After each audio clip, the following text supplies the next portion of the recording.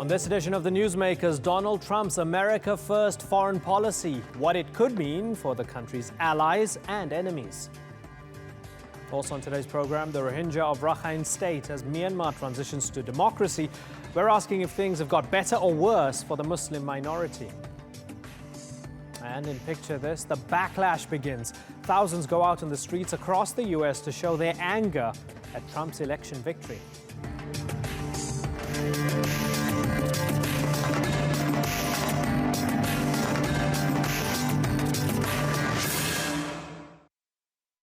Hello and welcome to the Newsmakers with me, Imran Garda.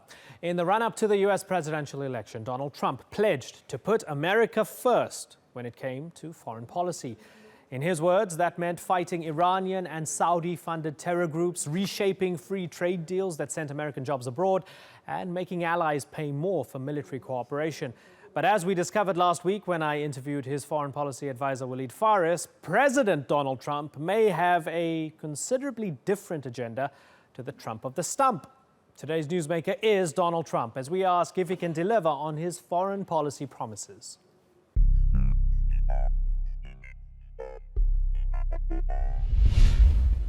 Отношения у нас будут, если не очень хорошие, то наладятся, во всяком случае, в положительную сторону. For Australia and for Asia Pacific, I think it's quite bad for trade. Pakistan और मुसलमानों के लिए जो है ये बड़ा गलत होने वाला है. Lo vedo come un guerrafondaio. For the United States and the rest of the world, big changes are on their way. I want to tell the world community that while we will always put America's interests first, we will deal fairly with everyone, Donald Trump's presidential victory means existing free trade deals could be scrapped or renegotiated. And the Paris climate change deal, which would phase out coal and move to cleaner energy, could now be on death row. The Great Wall of Mexico, intended to keep people from crossing illegally into the US, is on the table. So too is a plan to shut down its borders to Muslims entering the United States.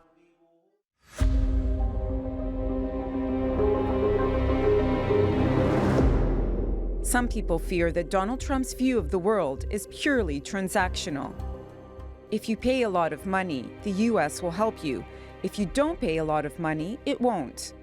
We are being ripped off by everybody in the world. We're defending other countries. We are spending a fortune doing it. He has called on European and Asian allies to pay more for their own defense, threatening to withdraw tens of thousands of US troops from Japan and South Korea. Trump has even suggested that should Russia invade a NATO ally, the US might not come to their aid if they fail to pay their share. If Russia and the United States got along well and went after ISIS, that would be good. Trump wants to improve ties with Russian President Vladimir Putin and says he will join forces with Moscow to defeat Daesh in Syria and work with Bashar al-Assad. Trump's election also spells doom for Barack Obama's legacy and the nuclear deal he negotiated with Iran last year. For decades, the US saw Iran as a hostile power and cut off all diplomatic relations, until Obama did what many thought was impossible, clinching a nuclear deal between Iran and the 5 permanent members of the UN Security Council plus Germany. The deal removed key international sanctions in exchange for restrictions on Iran's nuclear program. But now Trump has threatened to scrap it altogether. Iran has indeed become a great power in just a very short period of time because of what we've done.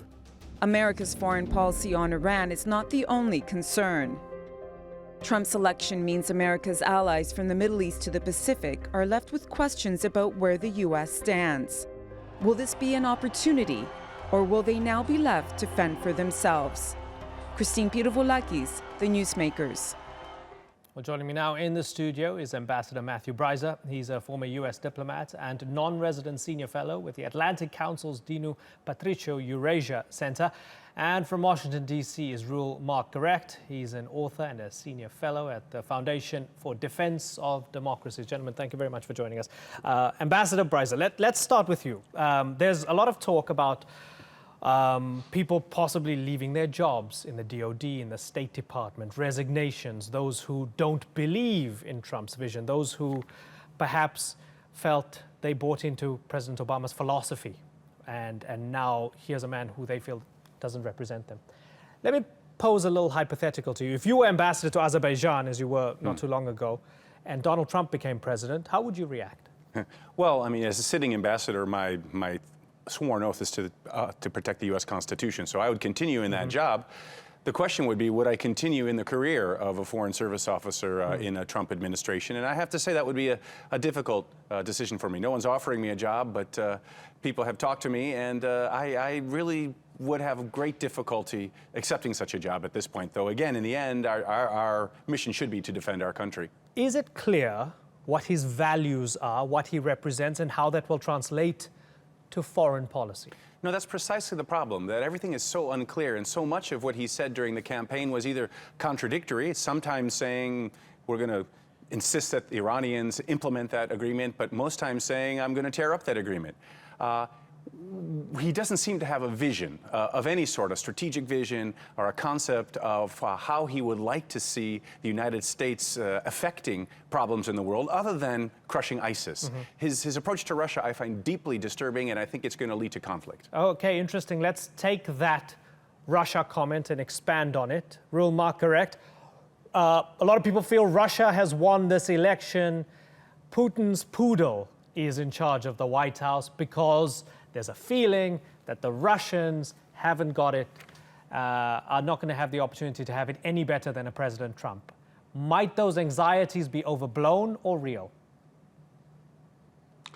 Well, again, I'd have to agree with Matt. It's very difficult to know with Trump because he's had multiple views on any given issue. He obviously seems to have some type of mano a mano affection for Putin. Now, how that actually translates, I don't know. I think it's probably a mistake to view Trump as Putin's poodle because Mr. Trump appears to be so erratic and is so prideful. I don't think he could be anybody's poodle. But where he actually stands with Putin on, say, Eastern Europe, Syria, it's hard to tell. I would guess that he isn't going to be terribly aggressive against Putin. If I were in Eastern Europe, I would be worried. But again, we'll have to see. It's entirely possible his views could change. We'll have to see who are the senior officials who come in to advise him. It's really extremely difficult at this time to make educated guesses. Okay, not too long ago, just before the vote, I spoke with Walid Fares, who's one of his foreign policy advisors. We had a little exchange about the issue of advisors and who will actually get to frame Trump's foreign policy. Let's have a little listen to this exchange. Of course it is, but it's a learning process. I mean, a president, when he wakes up in the morning, what do you think he does? He reads this one report that comes, it's 2 pages, that comes from the national intelligence community, where they give him all the details. And then throughout the day in the presidency, should it be President Obama or President Reagan or President Bush, it's the same thing. There is a whole machinery in the state. Okay, so why do we have to vote for Trump then? Why do we have to vote for Trump then? Because it's the agencies. Is choosing. Yes, but that's how democracies function. Agencies will start giving the input once he is a president. Now, they're not voting on agencies. They're voting on the judgment of either Mr. Trump or Madam Clinton with regard issues in the region. A majority now, this morning, as you can see in the polling, would choose Mr. Trump over his future decisions, not after, after what he has been doing over the 30 years as a businessman. That's the choice they have. So, Matthew, I'd asked him, if he now knows the difference between Hamas and Hezbollah, if he now knows who Qasem Soleimani is, because in the past he'd shown that he did not. And Walid Fares said this doesn't matter because he's going to have good advisors. Now that he's won, and we're looking at the names that have been tabled, so Rudy Giuliani, Newt Gingrich, Chris Christie, these, are named as possible members of his cabinet. In terms of advisors, Lieutenant General Michael Flynn, possibly even Woolsey, the former CIA head, quite hawkish. With all of these in mind, are you fearful? Do you feel he's going to be dangerous in foreign policy? I do, and it's not because of the sort of advice he's going to receive. I mean, he made clear during one of the debates that he doesn't really care that 17 U.S. intelligence organizations had a particular view that it was Russia that was hacking the Democratic National Party. So I think he is so headstrong, and as Ruel was saying, he's so erratic. He doesn't have a framework. And so when you get back to Russia, the problem with that is when you've got somebody like Newt Gingrich, who could be a Secretary of State or a senior official, who is on record as saying, if the Russians attack Estonia, the U.S. shouldn't come to their assistance. That sort of statement undermines the entire system that's in place to maintain security and to deter Russia, and to deter Russia from taking a roll of the dice and see, maybe if we do something provocative, perhaps nothing will happen if we do something beneath the radar screen in Estonia.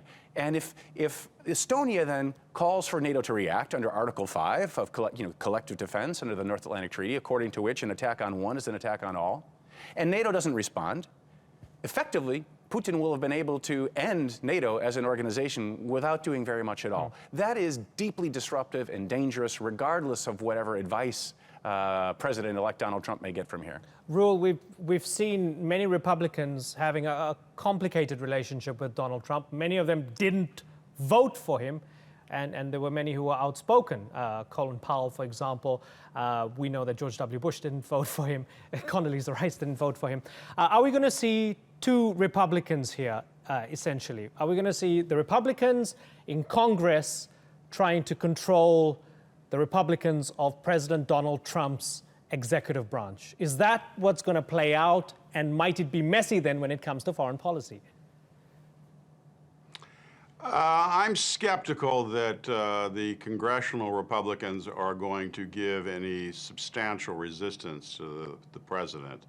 The executive branch is the dominant player in foreign affairs, and there's a substantial part of the congressional Republican establishment which is actually pro-Trump, and I think Trump's victory in the election will discourage serious dissent. Now, there'll be voices out there I think we can count on that will give resistance if Trump goes the wrong way, people like McCain, people like Graham, and even perhaps McConnell. But I think Trump is going to have the high ground here when it comes to foreign policy. We're just not sure exactly where he's going to go with it. Ruel, the Mexico wall, the Muslim ban, all of that, was that just posturing? Is that becoming clear now that he's hardly likely to do any of that?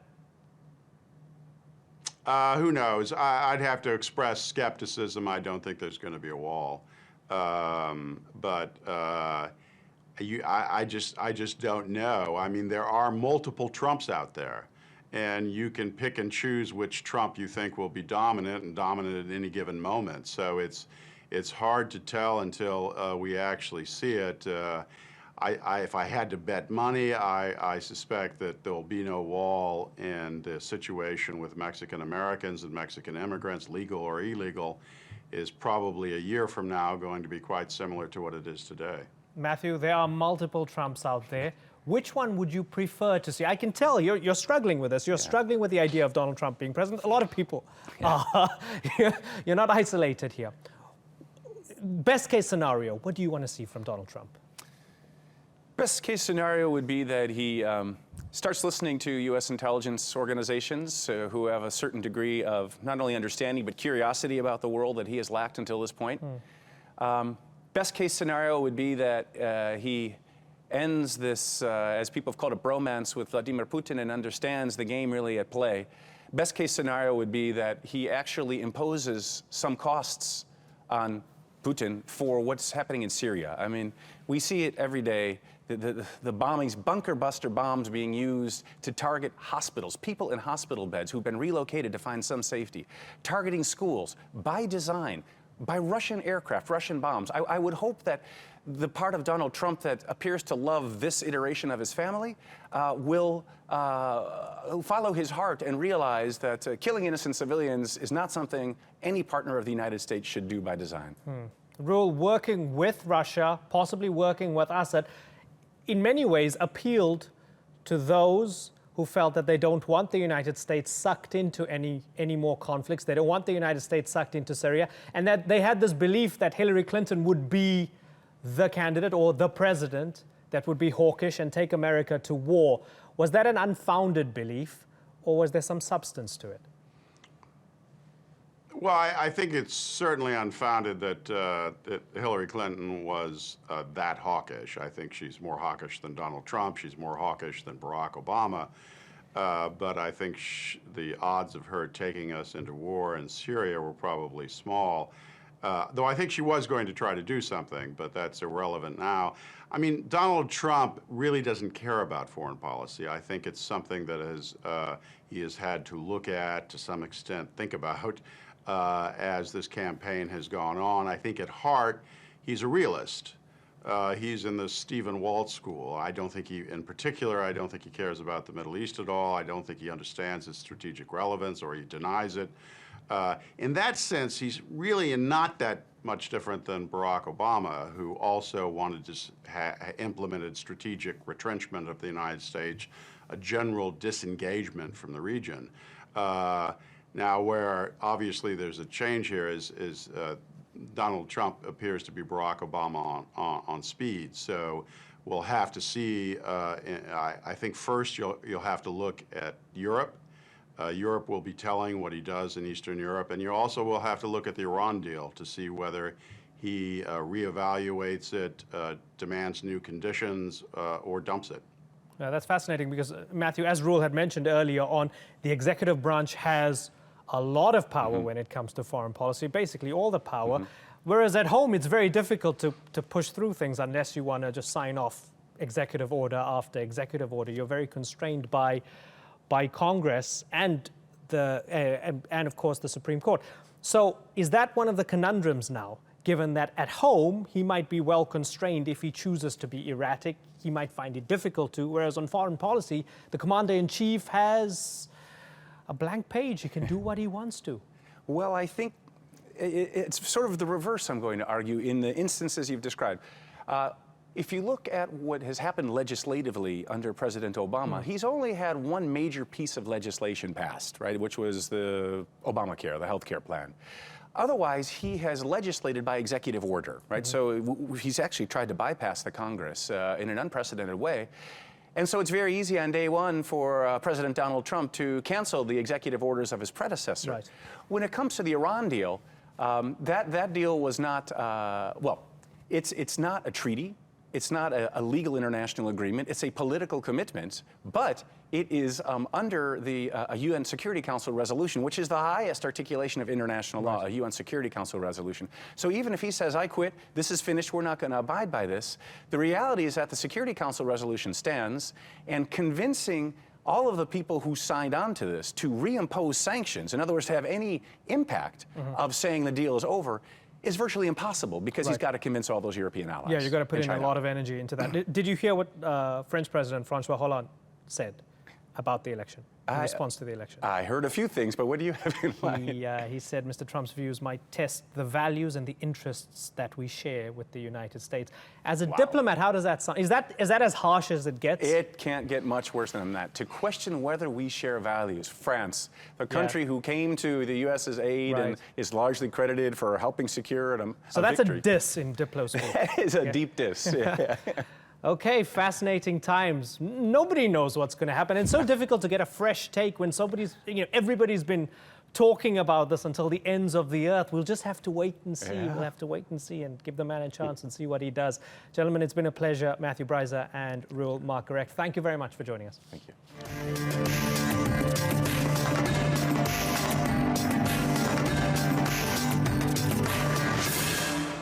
Still to come on the Newsmakers, we talk to a Rohingya community leader about the latest violence against Myanmar's Muslim minority. And in Picture This, thousands turn out for anti-Trump rallies across the US. Myanmar began an historic transition to civilian rule last year, ending almost 5 decades of military rule. While for many it has meant the country has opened up and the economy has improved, for the country's Rohingya minority, little seems to have changed. The Newsmakers' Natalie Pohernan explains.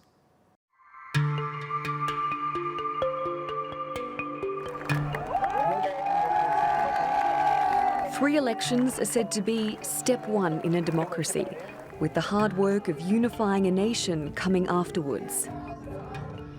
In Myanmar, that involves pursuing reform after almost 5 decades of military rule.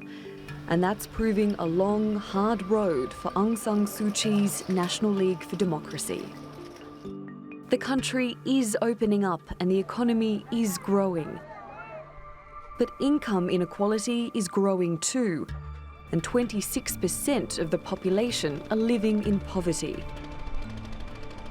For Suu Kyi, Myanmar's prosperity will only come through peace. This year, her government started landmark peace talks with most of the nation's armed ethnic groups. It's a delicate balancing act because the talks also involve the military, which holds a quarter of seats in parliament and veto power over constitutional changes. My country is very complex. We are made up of many ethnic peoples, and as many of you know, we are still not at peace. We want all our ethnic peoples to feel that they have an equal chance to progress in our country. But that prospect has been put on hold for the Rohingya Muslim community.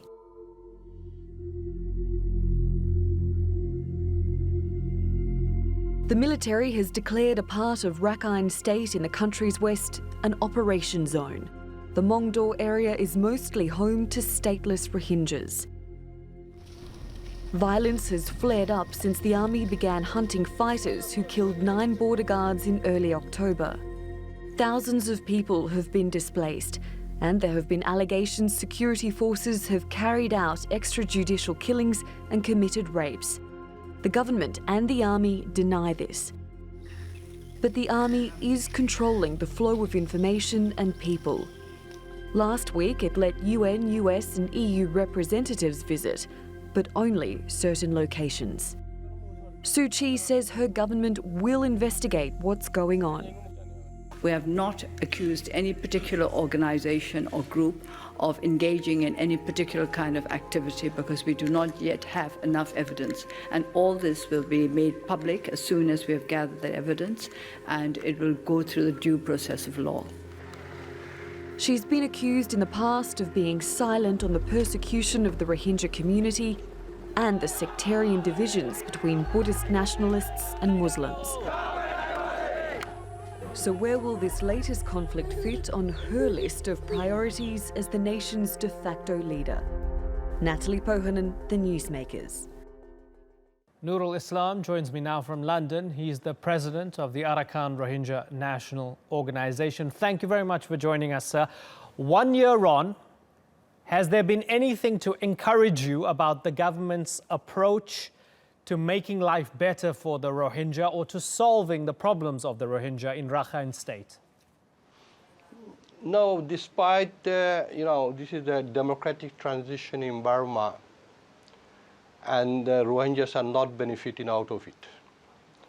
And we have, the Rohingyas are still persecuted in Myanmar, and particularly since 9th October, the government has turned the whole of Northern Arakan as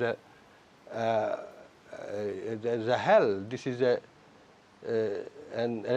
killing ground following 9 October attacks on some police outposts, and the military crackdowns was continuing, and they are killing everyone in sight, and they are committing rape, murder, looting in the whole of Arakan, in Northern Arakan in particular.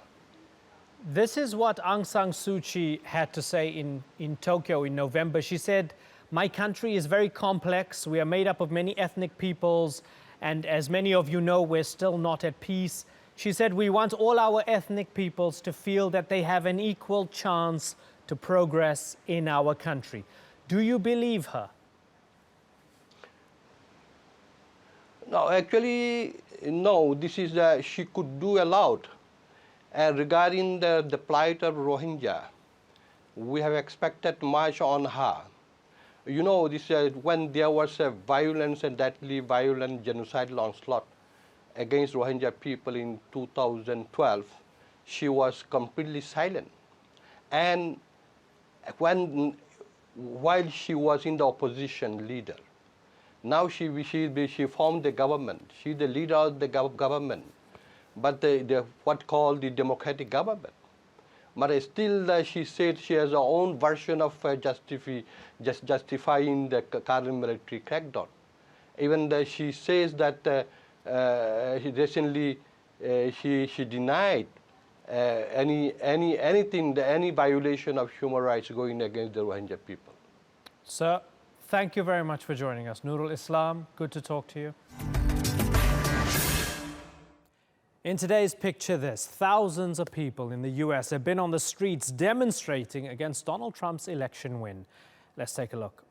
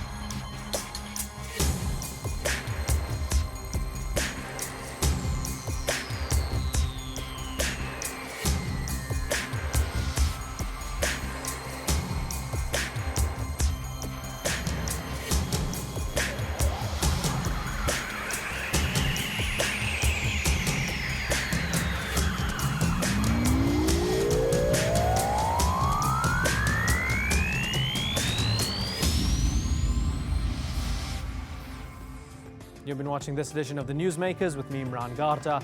Thank you for watching. Bye-bye.